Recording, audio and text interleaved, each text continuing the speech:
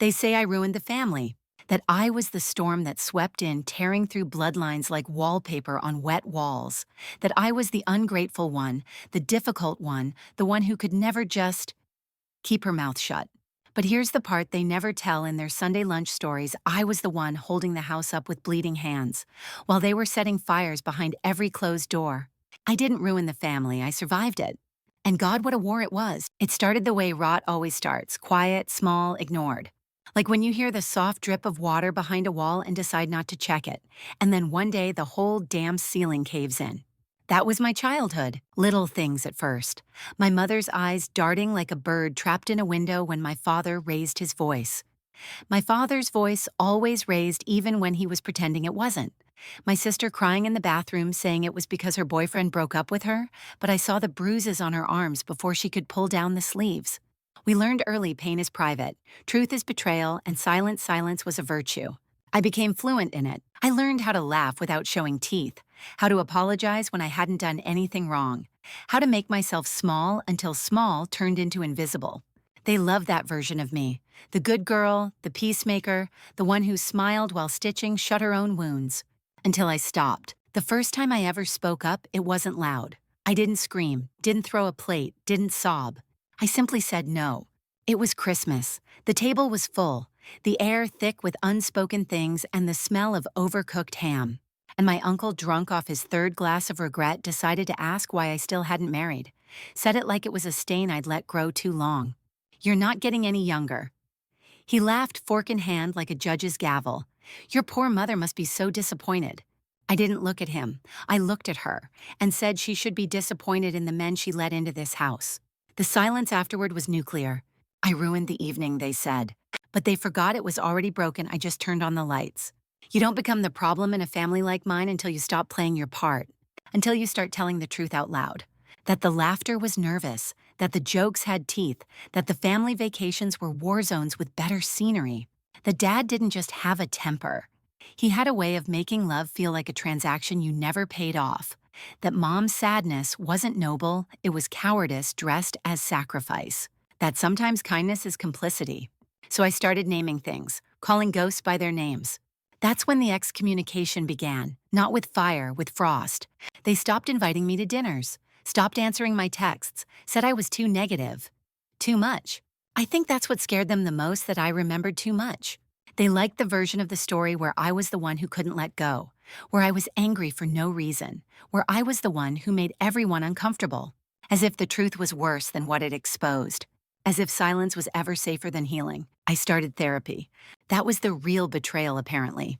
Because now I had words, now I had clarity, now I had receipts. And the more I understood the blueprint of my own pain, the more I saw how deep the foundation was cracked. It wasn't just me, it was all of us, broken in different shapes, pretending it was furniture. And I stopped pretending. The night my father told me I'd shamed the family, he didn't raise his voice. He whispered it. Like it was holy. Like it wasn't the same mouth that once told me I was lucky he didn't raise his hands. I didn't raise you to be like this, he said. And I thought, no, you didn't. You raised me to endure, to shrink, to swallow fire and call it family. But I am not made of ash anymore. I said, you didn't raise me, I raised myself. And that was it.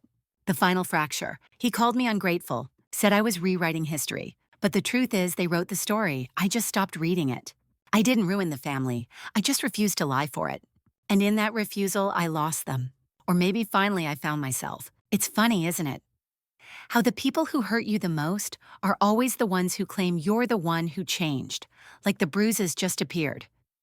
Like the silence just grew on its own, like the distance wasn't carved by their own hands. No one asked why I stopped showing up. They just called me distant, selfish, cold. But they never asked about the nights I left gatherings with a migraine so sharp it felt like grief pressing against my skull. Or the way I used to rehearse small talk in the mirror just to survive dinner, just to breathe without folding. They never asked what it costs a woman to sit at a table where every conversation is a trap and every smile is a test. What it means to be a daughter in a house where love is earned and withheld, and twisted like a knife when you step out of line. I remember one night, I was 14, dinner again, always dinner. My father made a joke about girls getting fat and passed me the bread with a smile that felt like a dare. I laughed, because what else was I supposed to do? That night, I skipped dinner entirely, told them I wasn't hungry, told myself it was discipline. They called me beautiful the next week, rewarded the hunger, fed the disease, and when I ended up fainting in gym class a year later, my mother blamed the heat. I blamed no one, because that's how we were trained. To keep the peace, even if it cost our bodies, even if it cost our minds, even if it killed us slowly and politely. There are entire years of my life that feel like a blur, soaked in bleach, scrubbed so clean you'd never know there was blood under the tiles. I wore their love like a wool coat in July, too heavy, too hot, but taking it off felt like betrayal. I was raised to keep it on, to smile through the sweating. Do you know what it feels like to be called a liar for telling your own story? That's what they did. When I spoke about the nights I cried myself to sleep, they said I was being dramatic. When I spoke about the things they said behind closed doors, they said I was misremembering. And when I said I no longer felt safe with them, they said I was being cruel. Cruel. As if survival was cruelty, as if self-respect was violence, as if boundaries were a kind of war. They didn't understand why I stopped inviting them in, stopped answering every message, stopped picking up the phone. They thought I was trying to punish them. But really, I was just trying to breathe. There's a silence you reach when you've screamed every scream in your chest and no one ever listens. It's not rage, it's not rebellion. It's surrender. But not the kind they think, not giving up on them. I stopped trying to be the translator of my own pain. Stopped trying to make them understand what it felt like to grow up in a house where apologies were withheld like rations and affection was used like currency. Where you could be gaslit for feeling sad, then mocked for being distant. Where family was code for we own your silence. I stopped speaking their language, started writing my own. And every word I wrote was called a betrayal. The last time I saw my sister, she hugged me like she was still performing. Told me she missed me, told me she wished things were like they used to be. And I almost said it, almost cracked. But then I remembered how it used to be was me crying in secret while she stood there and watched. How it used to be was her learning from our mother how to blame the wounded for bleeding on the carpet. How it used to be was always pretending that the screaming didn't echo into our bones. So I smiled and said me too. But I didn't mean it, because I would never go back. People love to say family is forever, but they never tell you that sometimes forever is the cage. And choosing to walk away isn't abandonment, it's escape. Not everyone deserves access to you just because you share a name, or a face, or a goddamn family tree. Because some trees rot from the root. And I got tired of pretending the fruit wasn't poisoned. They'll never understand how hard it is to walk away from the people you loved just to save the person you were becoming. They'll say I'm bitter. They'll say I'm cold. Let them. Because bitterness is just grief with nowhere to go. And I'm not cold, I'm calm. For the first time in my life, I'm calm. They said I should be grateful, that I had a roof, a name, food on the table, a bed to sleep in. But no one ever talks about the things you can't see. The things that curl inside you like smoke and never leave. What good is a roof when the walls are lined with shame? What comfort is a meal when every bite tastes like fear? Gratitude in that house was not a feeling, it was a leash. And when I finally chewed through it, when I finally bit back, they called me cruel, cold, ungrateful. But they never once asked grateful for what? For the manipulation, the humiliation dressed as tradition, the love that only existed when I performed it perfectly. No, I'm not grateful. Not for that. It took years for the rage to come.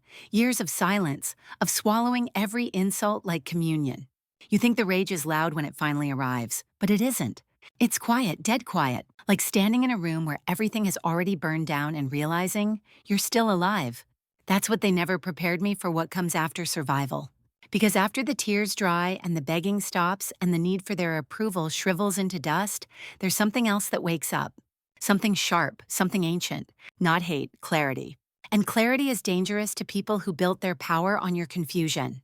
The turning point wasn't a big fight. It wasn't a slap or a scream or a slammed door. It was smaller than that, quieter, more final. It was the morning I looked in the mirror and didn't recognize the girl trying to keep them proud. The one who softened every word so no one would feel too uncomfortable. The one who wore makeup just right, spoke just light, never let her voice carry too much weight. I looked at her and saw a ghost. A good daughter, a sweet niece, a respectful granddaughter. But not a woman, not me. She was built to please them. I was born to become someone else. That morning I didn't cry, I cut my hair. It sounds stupid, trite, like something you read in a novel written by someone who's never actually had to rebuild themselves. But it wasn't vanity. It was grief. Every strand falling into the sink was a version of me that kept quiet, that kept trying, that kept hoping. I swept it all into a trash bag and didn't look back. Because what they loved was the mask. What they mourned was the puppet. Not the woman underneath, they still call sometimes. Leave messages that feel like landmines. Hope you're well. Your cousin's getting married, everyone's asking about you. Don't let a silly fight ruin the family. They never say the word sorry. Never acknowledge the wounds. Never name the things they did. Instead, they lace guilt in every syllable. Wrap shame in politeness. Try to make the silence feel like a sin. But I won't go back. Not for a wedding, not for a holiday, not for an apology I know they'll never give. Because I know what happens when I walk through that door. I shrink again. I smile too much. I forget how to breathe. And I fought too long for this breath. There's a moment after you truly leave, when everything feels worse. Like grief comes in to replace the abuse. Like you've traded pain for emptiness. And maybe that's the hardest part. Not the goodbye, not the distance, but the space, the silence, the terrible realization that you don't know who you are without the chaos. Because when your whole life has been about surviving them, what do you do when they're gone? You rebuild, but not right away. At first you crumble. And no one warns you about that part, about how healing looks a lot like falling apart. I remember the first night alone in my apartment. The quiet was unbearable. No footsteps, no passive-aggressive sighs, no icy glances from across the table. Just me, and the sound of my own heart beating like it wasn't afraid anymore. I made dinner, burned it, laughed.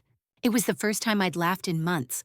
Really laughed. Not that tight, brittle thing I used to do to make them comfortable. I sat on the floor and ate burned pasta like it was a feast. Because it was mine. This is the part they'll never understand. That walking away wasn't the easy path. It was the only path. That I didn't destroy the family. I simply stopped lying for it. And sometimes telling the truth looks a lot like betrayal to people who only ever loved your silence. They'll tell stories about me. They already do. They say I went off the rails, that I got cold, that I'm holding on to things. Let them talk. I am not a chapter in their sanitized book. I am the story they never wanted told. I didn't scream when I left, didn't write letters, didn't burn the bridge down. I just stopped walking toward it. And eventually the silence between us became its own country. A place I built brick by brick out of every unanswered text, every dinner I declined, every memory I stopped keeping alive. They still think I'll come back one day, like I'm on a long, dramatic pause, like I'll eventually snap out of it and return to the girl who knew her place. But what they don't know is that she's buried now, mourned and replaced. Not with someone vengeful, but someone free. They expect revenge to look like rage, like slamming doors, like exposing secrets in front of everyone, like shouting in the middle of a funeral. But that's not how I do it. My revenge is quieter, sharper, more elegant. It's me refusing to flinch when their names come up, me being happy without their permission, me building a life that doesn't include them, not out of spite, but out of necessity. They thought they broke me, but all they did was free me from the lie that I needed them to be whole. I don't tell people the whole story anymore. Not all of it. Because some things are too heavy to hand over. Some wounds are not for public display. But sometimes when someone asks why I don't talk to my family, I just say, because healing required distance. And if they understand, they're my people. And if they don't, they never would have been. You know what's wild? How peace feels at first like loneliness, like exile. The first year without them, I questioned everything. Felt like an orphan with living parents. Felt like I was betraying some unspoken code. But over time, the quiet turned into safety. The absence turned into oxygen. And I began to remember who I was before I was shaped by their needs. I started reading again, not just to escape, but to remember. I decorated my space exactly how I wanted. Soft lights, old books, warm walls, not cold ones. I cooked for myself, not to impress anyone, just because it felt good to feed a body I no longer resented. I wrote letters I never sent, letters that started with, "You don't get to tell my story anymore." There's this thing that happens when you stop living for their love. You realize how much of your life was spent auditioning. Auditioning for praise, for softness, for some version of unconditional love that never truly existed. And when you stop, when you walk off the stage and out of the theater, you discover real life was always waiting outside. Not glamorous, not easy, but honest. And honest is enough. They never did apologize, not really. There were phrases, little rehearsed lines like, "Maybe we all made mistakes," or "You know how families are." But no one ever looked me in the eye and said, "We failed you." And maybe that's the final grief, the death of that wish, because I held on to that fantasy longer than I should have. The image of my mother knocking on my door crying saying, "I see now. I'm sorry. I'm proud of you." The image of my father saying, "I shouldn't have said that. You didn't deserve it." The image of my sister hugging me not out of habit but out of truth. But that's not the story I got, and I've stopped waiting for it. Here's what I do know: I'm not the villain, and I'm not the victim either. I am the narrator, the one who lived it, the one who crawled out of it, the one who gets to name it. That's what survival really is, taking back the pen. Because for years they wrote me wrong, too sensitive, too dramatic, too much, and now I am too free to care. I don't hate them, not anymore. But I don't forgive them either, not out loud, because forgiveness isn't a performance, it's a release. And sometimes that release is private. Sometimes it's not a speech, it's a breath you take when their names don't tighten your chest anymore. And that's where I am now. Some nights I still hear echoes of old arguments, old fears, old voices whispering, "You're the problem." But I light a candle, play music, breathe deeper. And I remind myself I am the ending they never planned for. Not bitter, not broken, just free. The hardest part of healing was realizing I didn't need their love to feel whole. That was the lie I lived under for so long that without them, I'd always be missing something. But the truth is, what I was missing was me. And once I stopped looking for them to fill the empty spaces, I started planting things in those spaces instead. Little joys, private rituals, new friendships that felt like sunlight instead of shadows. I started building a home inside myself, one they couldn't enter, one they didn't even know existed. You hear people say it all the time: you can't choose your family. But I think they're wrong. Maybe you can't choose the blood that brought you into this world, but you can choose who stays in your world, who sits at your table, who gets to call you on your bad days and be there on your good ones. Family isn't about blood, it's about presence, it's about safety. And I stopped confusing duty with love. My chosen family started with one friend, someone who saw me, really saw me, and didn't ask me to shrink. Didn't flinch at the parts of my story that still felt jagged and raw. She didn't try to fix me, didn't offer platitudes like, "But they're still your family." She just listened. And that somehow was the most radical thing, because when you grow up in chaos, you don't even know what quiet love looks like. You don't know that some people can hold your pain without using it against you later. You don't know that you can fall apart without being punished for it. From there it grew. Slowly, a friend became two. A support group, a found sisterhood of women who had also cut the cord, burned the bridge, walked out of the house where they were raised, and into lives they built on their own terms. And we didn't just talk about trauma.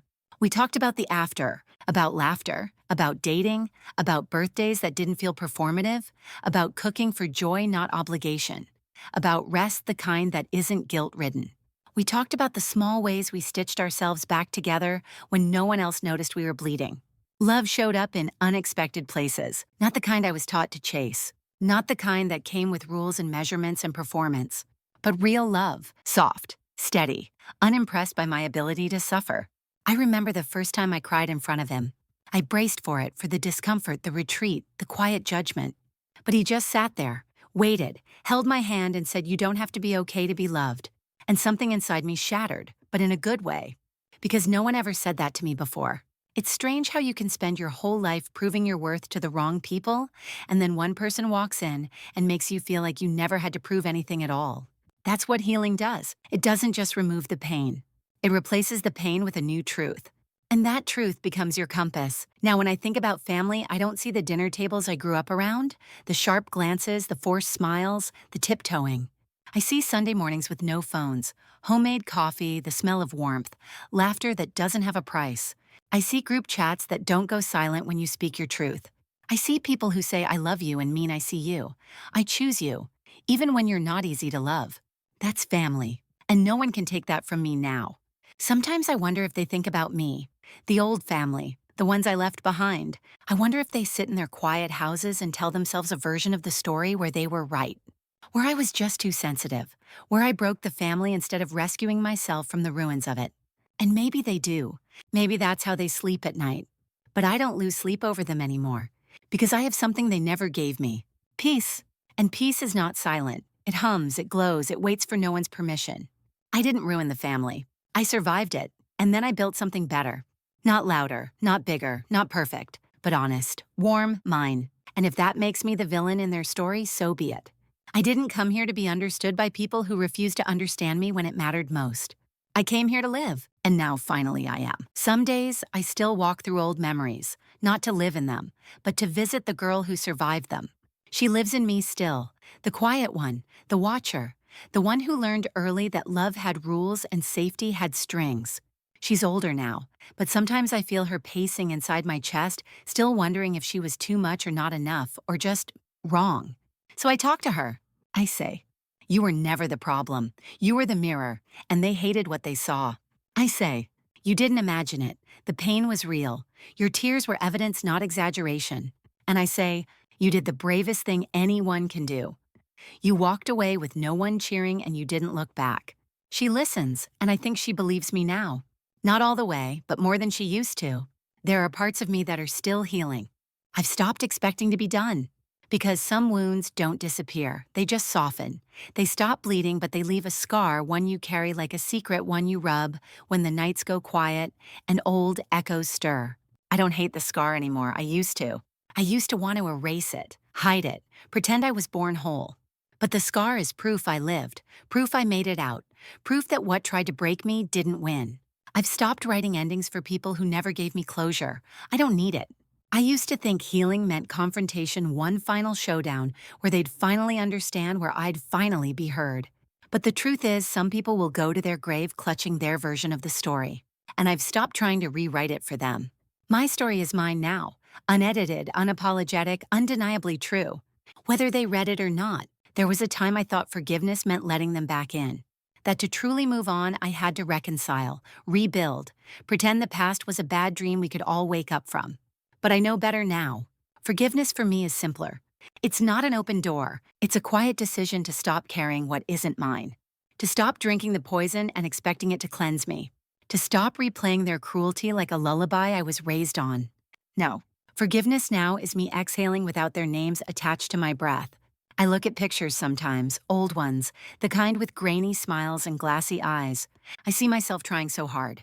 Trying to fit, trying to be wanted, trying to keep the peace in a house built on landmines. And I want to hold her, that girl in the photo, and tell her, you don't have to earn their love by erasing yourself. But I can't go back, so I do the next best thing. I live like she deserved. My house now is quiet, not with fear, but with calm. My phone doesn't ring with guilt anymore. Holidays are small, but they're honest. I cry less, and when I do, it doesn't feel like drowning. It feels like release. I love with boundaries now. I say no without a paragraph attached. I don't explain my worth to anyone who needs a lecture to understand it. And when someone says, "Tell me about your family," I smile and say, "I built one." This life I have now, it didn't come easy. It wasn't handed to me. It was carved with trembling hands late nights and a voice that once cracked every time I tried to use it. I built it while the world told me I was ruining everything, while they called me cold for choosing myself. But I know what I really did. I didn't ruin the family. I just stopped playing the part they wrote for me in a play I never auditioned for. And when I walked off stage, the curtain didn't fall. It rose, on a new act, my act. So to the girl, I was the girl who kept it all in, who made herself so small. Just to stay safe, I say this. You made it. Not out clean, not out untouched, but out. And that's enough. That's everything. It happened on a Tuesday. That's the part that surprised me. Not that it happened, but that it happened on a day so ordinary. No storm, no warning. Just a name lighting up on my phone that I hadn't seen in over 2 years. My mother. No voicemail, just the missed call. Like a flare shot into the sky, no explanation, no apology, just presence. My heart didn't race. It didn't break either. It paused, like a piano note held just a beat too long. I stared at the screen, and for a moment I could feel it, the old reflex to respond, the part of me that was trained to soften, to rush back, to make it okay. But I didn't call back. Not that night, not the next day, not ever. Because that's the thing about healing, it doesn't always look like reconciliation. Sometimes it's choosing not to reopen the door to the house that set you on fire. She tried again a week later. A text this time, just 3 words, "Can we talk?" No context, no "I miss you," no "I'm sorry." Just the assumption that I'd be waiting, still loyal, still available for damage control. I read it, set the phone down, and went for a walk. Not because I needed space from her, but because I needed to hear myself think without her voice echoing through my decisions. On that walk, I remembered everything. The way she used silence as a weapon, the way she could twist a compliment into an accusation, the way she'd cry but only when it made me feel guilty. She was never the one to throw the first stone, but she handed everyone else the rocks. And I was always the one left bruised with a smile on my face because that's just how Mom is. No, not anymore. I never replied. and I thought that would feel cruel. But it didn't. It felt clean, like putting down something I was never meant to carry. Like finally stepping out of a story that never knew how to hold me. 2 weeks later, another text, longer this time. I don't know what happened to you. You used to be so sweet, so close to the family. This coldness isn't who you are. We all miss you. I just want my daughter back. And there it was, not an apology, not ownership, just the same script repackaged in motherly grief. What happened to me? I woke up, I healed, I built a life that doesn't depend on their approval to feel real. I became someone who doesn't flinch anymore when people try to rewrite her history. I didn't respond.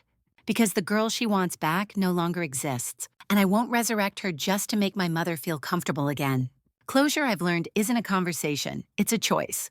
It's the moment you stop needing their version of the story to feel okay with your own. It's the moment you realize you don't owe anyone a return trip to the place you barely escaped from. And here's what I know now: they won't change. Not really. They'll twist, they'll bend, they'll decorate the past until it looks like something worth mourning. But I don't mourn what I left behind. Because what I gained is louder than the silence they left me with.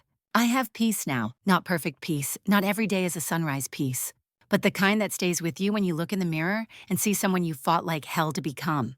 The kind that whispers you are no longer theirs.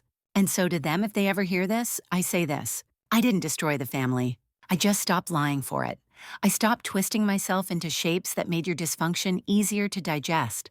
I didn't go cold, I went free. And maybe you'll never understand that. Maybe you'll always tell the story your way. But I know what's true, and that's enough. I used to think healing would feel like a finish line. Like one day I'd wake up and the air would taste different, and the past would feel far enough away that I could laugh about it. But healing doesn't arrive like a sunrise. It arrives like fog, slow, silent. And one day, you realize you've been breathing softer for a while now, that the weight you carried has loosened, that your shoulders sit differently, your voice is steadier. And the ghosts, they don't disappear, but they stop running the house. I still dream about them sometimes, not in nightmares, just memory dreams. Scenes from old kitchens, laughter layered over tension, smells that bring me back to years I don't miss but still remember. I wake up from those dreams not with grief but with grace. Because even now, after everything, I don't wish them harm. I just don't wish them here. People think strength looks like fire, but I've learned it looks like stillness. Like choosing silence not out of fear but out of wisdom. Like sitting in your own presence and realizing this is enough. No audience, no explanation, no applause. Just breath, just peace. There was a version of me who would have given anything for their love.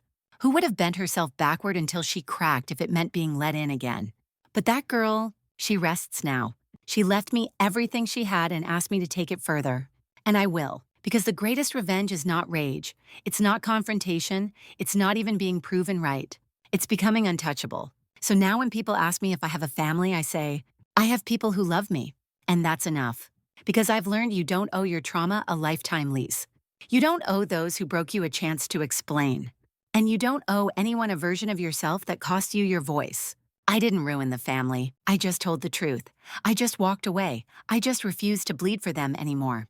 And now, I am no longer surviving. I am living. This isn't a happy ending. It's not tied with a bow. No one came back crying. No grand apologies. No piano score swelling behind some final reconciliation. But it is an honest ending, and honest is enough. If you're listening to this, because you're in it still knee-deep in the guilt, still gasping for air in a house that calls itself home but feels like a battlefield. Know this: you're not broken. You're not too much. You're not ungrateful. You're not the villain for needing to breathe. You're just waking up. And I promise you, on the other side of that wake-up call is a life that doesn't require your pain to earn its place. I didn't ruin the family. They did. I just survived it. And now I rise. In silence and clarity and wholeness. And this time I do not ask for permission.